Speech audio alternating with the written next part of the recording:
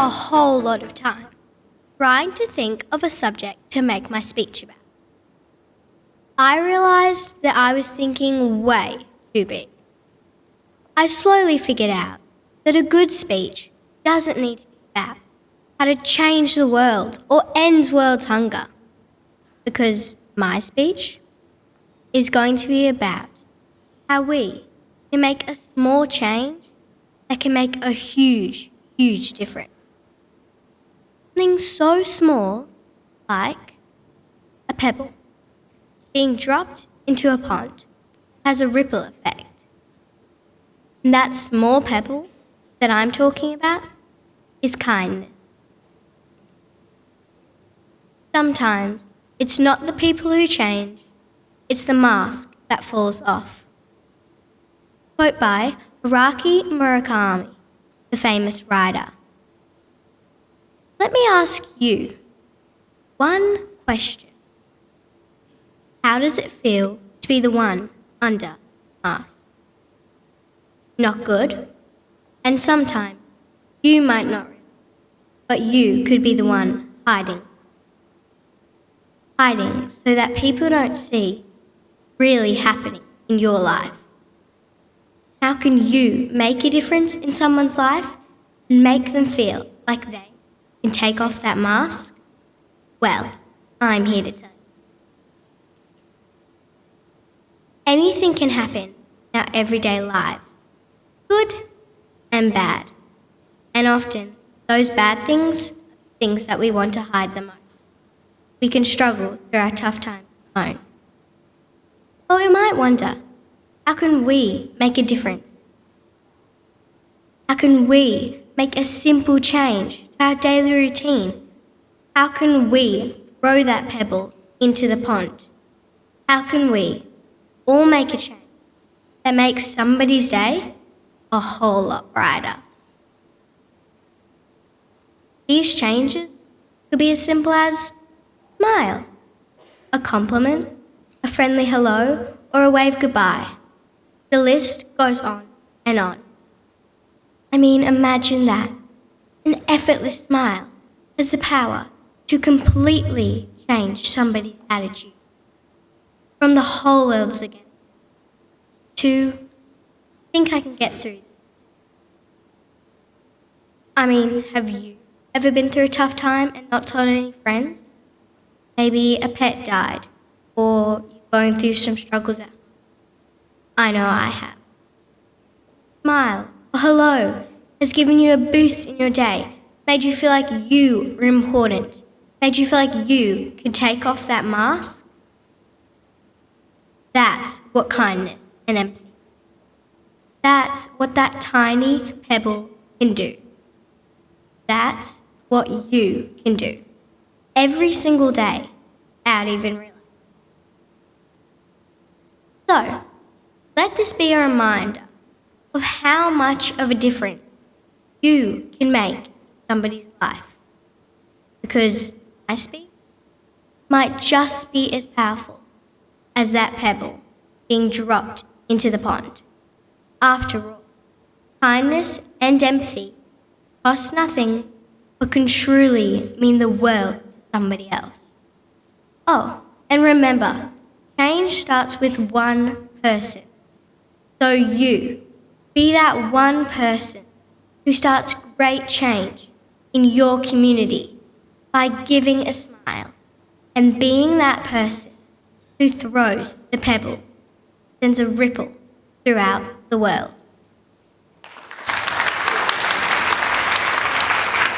Distraught, embarrassment, shame, jealousy, and guilt.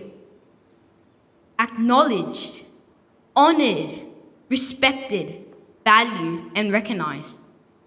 Can you feel the difference between the negative and positive emotions? These are the emotions that can be felt when we choose to compare the differences between each other. Stop comparing, start embracing.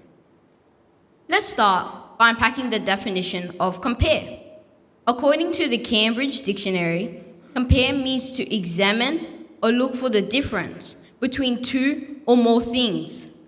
I find this statement true, as this is our default, an act that comes naturally. We are looking to find the differences between people, instead of opening our eyes and embracing their unique qualities. Have you ever thought about how making little comparisons can affect someone's self-esteem? Hey, why aren't you as pretty as the girl next door? Why aren't you as smart as your brother? In our world today, we are already bombarded with so many messages on advertising, on social media, about how pretty someone is or how fast someone is. But when someone we love and respect compares us to these fake displays, it only gets more devastating. We can't make someone feel like this because they aren't who you want them to be. God created everyone to be unique and diverse. We don't always realize that our words have consequences, and it's these mistakes that need to be noticed and reflected on. But comparing people doesn't only happen personally, it happens in all different areas of our lives. Is Coke better than Pepsi?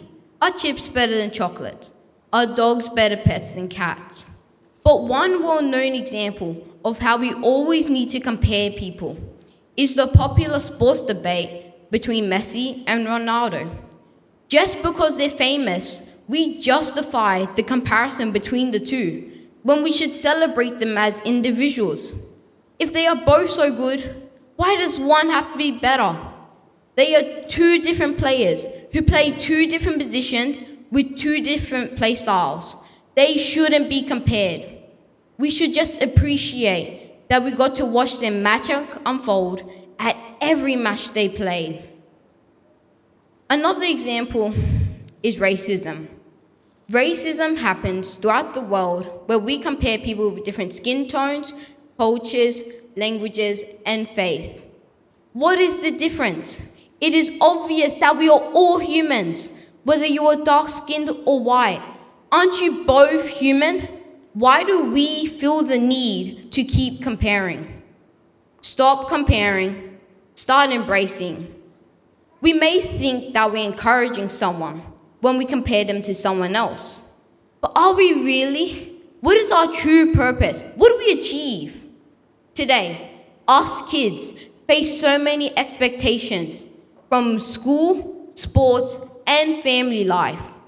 By choosing to compare us, the pressure can build up when we can't live up to who you want us to be. We need to make everyone feel like they are special, because everyone is special. People that choose to compare with a negative approach need to notice that their actions are hurting others. We need to create a better environment, community, a better world, where everyone is welcome for who they are. I call to you to start embracing the differences and praise people for who they are. Stop comparing, start embracing.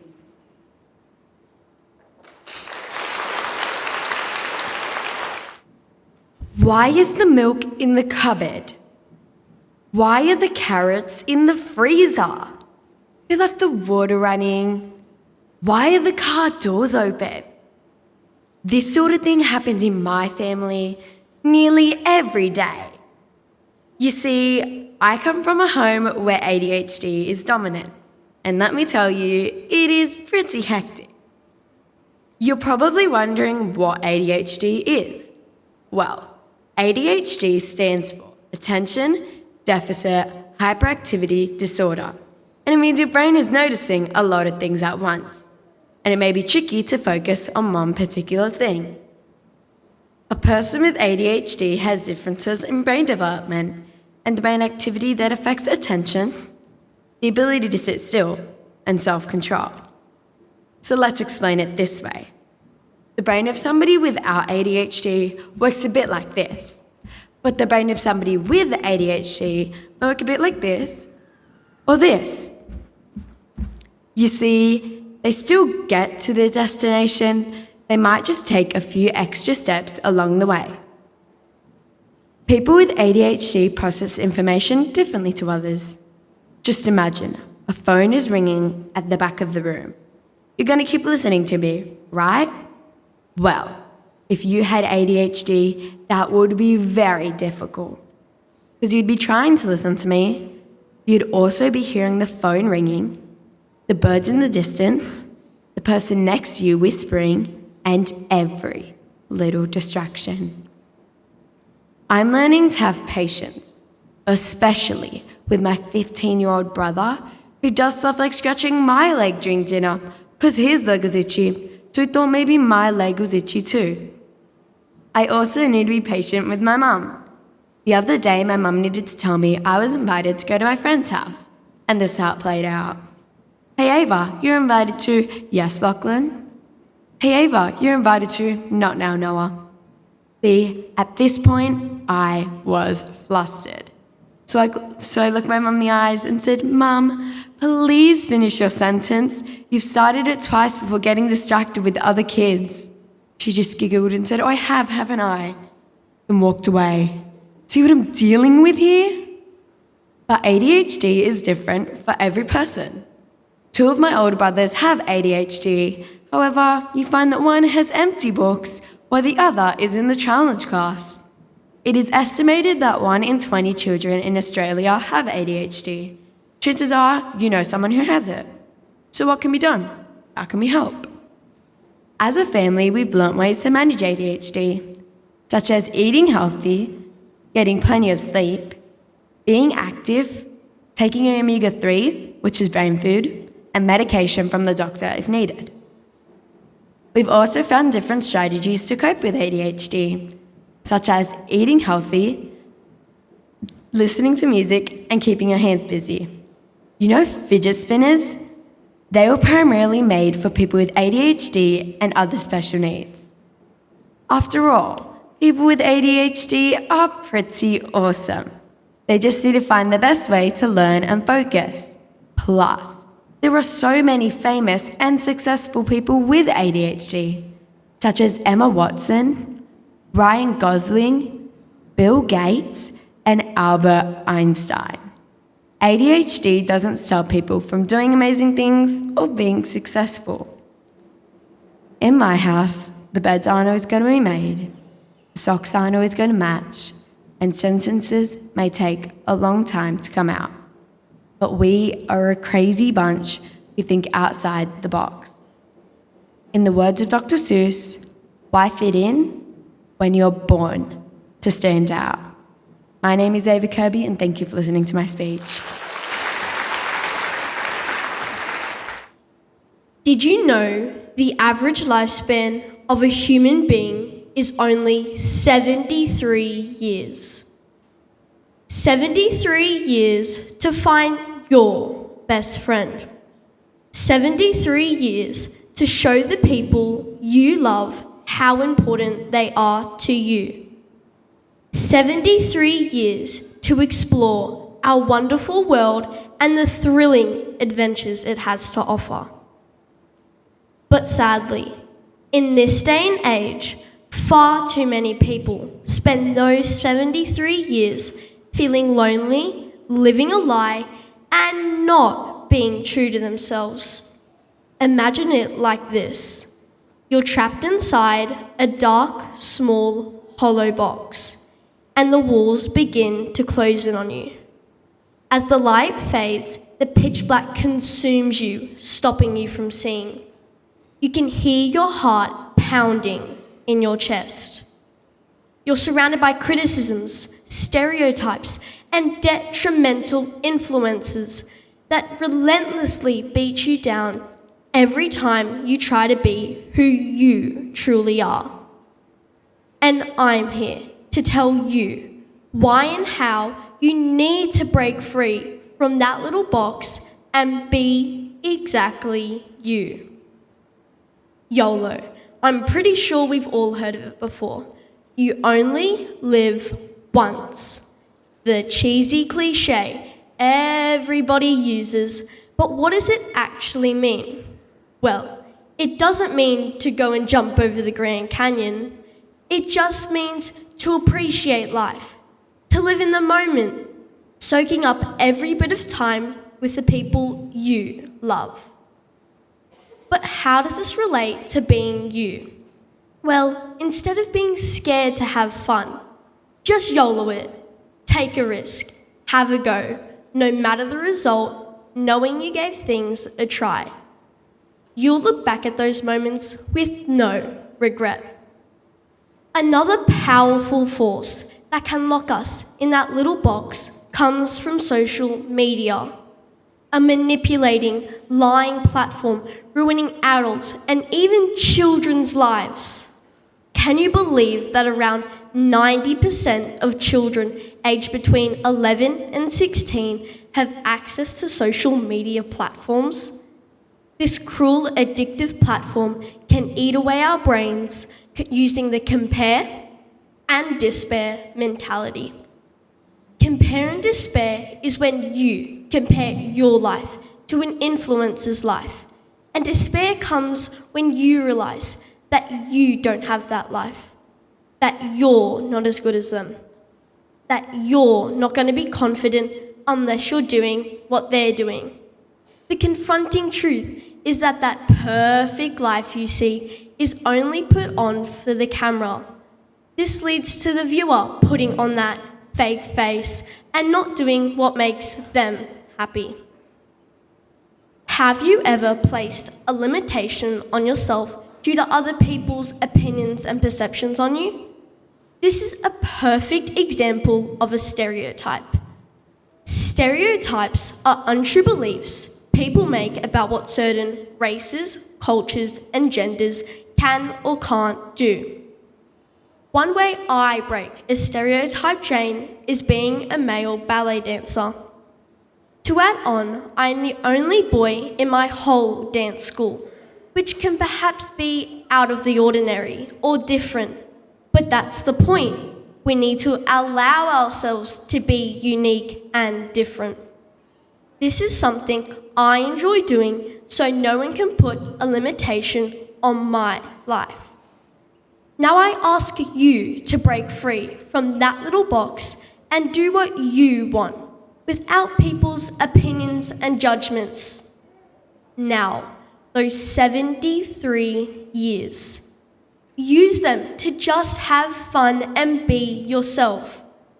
A great book we read earlier this year was titled "The World Needs Who You Were Made to Be." It highlighted how our strengths and differences should be celebrated instead of covered up. In the words of a famous author, Susie Casson, always remember, an original is always worth more than a copy. Thank you. How would you react if someone told you that the world is ending? Would you feel petrified, terrified, apprehensive, unstable? Or would you simply ask, why? Why is this happening? Why do I deserve this? What did I? Well, I guess you could say it's more like, what didn't you do? So, I must ask you this question. Do you truly believe that the world will endure another century? Bamboo cutlery, paper cups, and paper straws. We all hate them, but what is their purpose? These new initiatives are only baby steps from saving the planet. Some people would say, out of everything, why paper? And why do they have to make them at such poor quality? But hey, look at the bright side. When your paper straw is swimming in your drink, know that you're doing a good deed for the environment. If we don't start getting used to things that are different, soon enough, we'll be back to plastics that harm God's creations. The making of plastics will continue polluting the air, and the garbage plastic creates can destroy the ocean if we don't cycle. Plastic is not the way. We save the earth, we'll save ourselves. Pollution. And yes, I already know what you're thinking. Ugh, we get it, we've heard it all. we need to save the environment and that constant annoying reminder. Seriously, enough of complaining. It's time to get serious about pollution. Everyone, breathe in, breathe out. According to time.com, less than 1% of Earth has safe levels of air pollution. Therefore, there are some countries that have very high air pollution levels, making it more dangerous than vaping or smoking. Scary, isn't it? In fact, over 5,700 kids under the age of 5 die each year due to air pollution. So, why are we just letting this float around the internet, knowing that we can change the reality and never let it happen again? It's time for us to become more aware of the decisions we make. For example, using electric cars instead of fuel can even make the slightest change to help our environment. Be part of the solution, not part of pollution. Anyways, what I'm about to say is something I know everyone will agree on. Wasting food is so not cool. Each year, we waste 7.6 million tons of food, which is about $1.2 billion that just go to waste. Those are the numbers just for Australia. And according to the worldcounts.com, globally, we waste 3/4 of the food we provide. And it's caused by growers thinking their crops aren't perfect, leaving them with only 40% to sell. So sad to think about how much is wasted because it doesn't look good at all. I was not surprised when I was researching to find the most wasted fruit of all time is bananas. I mean, come on, how many bananas are you buying that end up getting overripe and your mum has to immediately make banana bread just so that they don't go to waste? Just know that the food we buy is valuable, and it is valuable to those who go without. When you waste food, you waste life. Okay, I have something to confess. And it may be true, and it may be not. But apparently, most scientists predict that the end of the world will be in about 100 billion years. Phew, thank goodness it's not even close to the ending. And even though it is a relief, however, a question we must ask ourselves: is the world being ruined? No scientist needs evidence and information for this question, but it's obviously and sadly a yes. We need to step up and work on waste, pollution, air pollution, and the use of plastic. So consider this a wake-up call, because it's our job to save the planet. Otherwise, there will be no tomorrow. Like what Bob Marley once said, until the end of the world, all whys will be answered. But now, you can only just ask.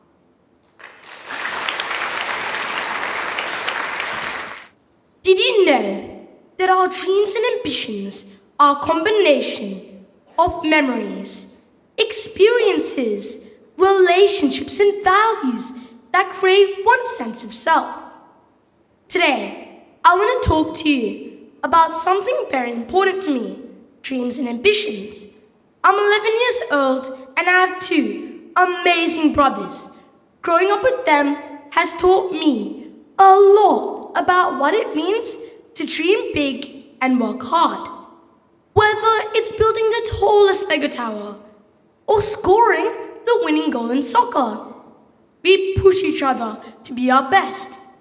One of my biggest dreams is to become a scientist. I want to discover new things and maybe even invent something that can change the world.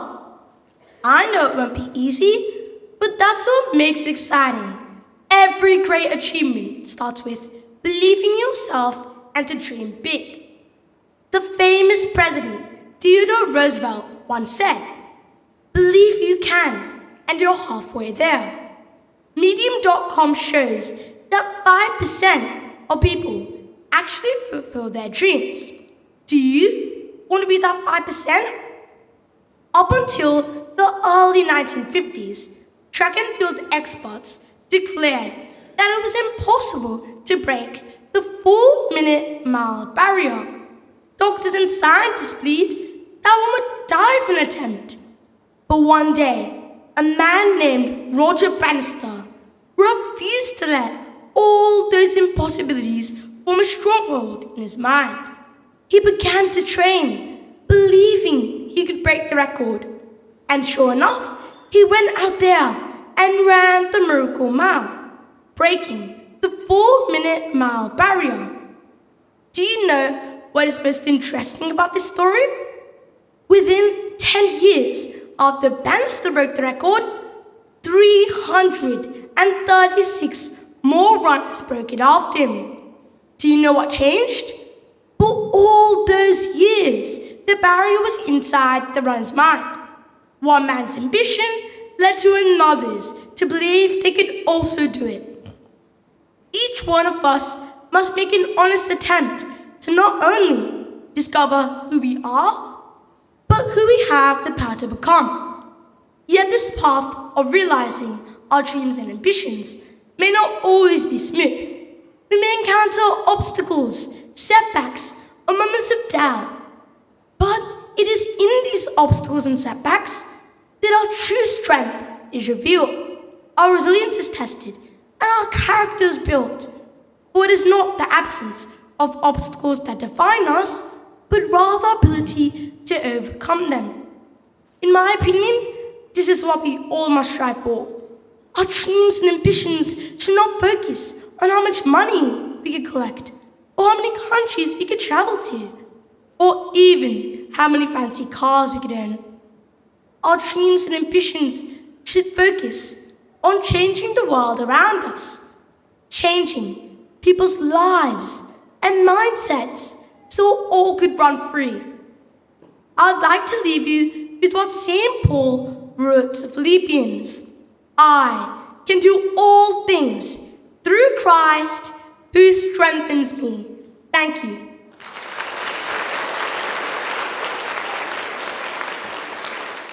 On behalf of the judges, firstly, I would just like to say a huge congratulations to all of the finalists.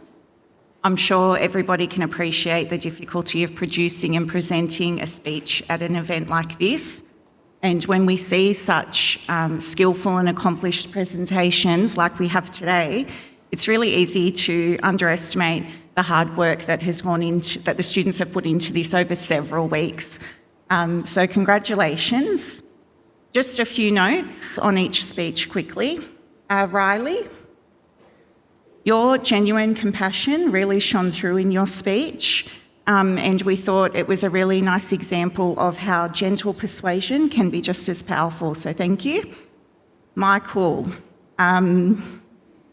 your passion for the topic was unmistakable, and I'm sure I will be hearing your voice in my head lots in the future saying stop comparing, because that did really speak to us. Ava, we thought it was really brave sharing such a personal topic at a platform like this. You gave us some really effective insights into what it's like to live with ADHD, and you also had us giggling away at quite a few moments. Liam, your opening line about having only 73 years was so powerful, it brought a tear to our eye. Some of us are a lot closer to 73 than others, so that might explain that. Sophia, I am definitely guilty of over-purchasing bananas and making far too much banana bread, so I will definitely be hearing your voice in my head when I'm shopping, because I'm definitely guilty of over-purchasing groceries. Your message of looking after the earth really came through quite powerfully. And Yavneel, We can really tell, first of all, you had a really strong presence on the stage that was really commanding. And we can tell you practice what you preach and that your belief in yourself is really inspiring. And we could see that clearly today, the way you came to the microphone without your palm cards. So once again, can we give all of our contestants a round of applause? We would also like to quickly thank and acknowledge the work of the teachers and parents who have supported the students through this process. I'm sure it has been a little bit of a roller coaster at times, lots of highs, possibly some tense moments and some nerves that you've helped them through. So big thank you to all of the teachers and families of the finalists.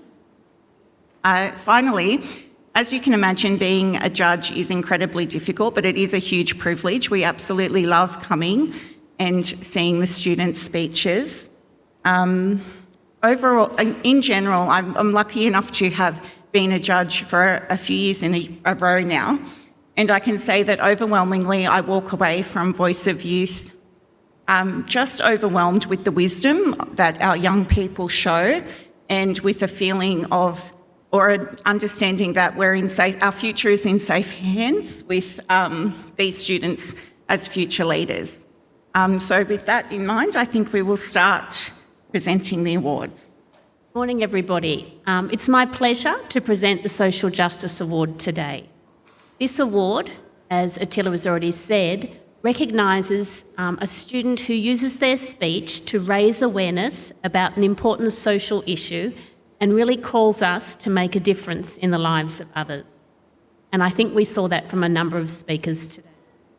But please join me in congratulating the winner of the Social Justice Award for 2024 today to Riley Brown for Be the Pebble, Start the Ripple.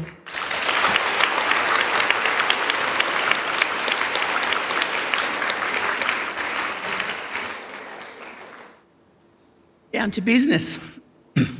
The runner-up this year for Voice of Youth is Liam Forsyth for his speech, Be You. Yes, congratulations, Liam.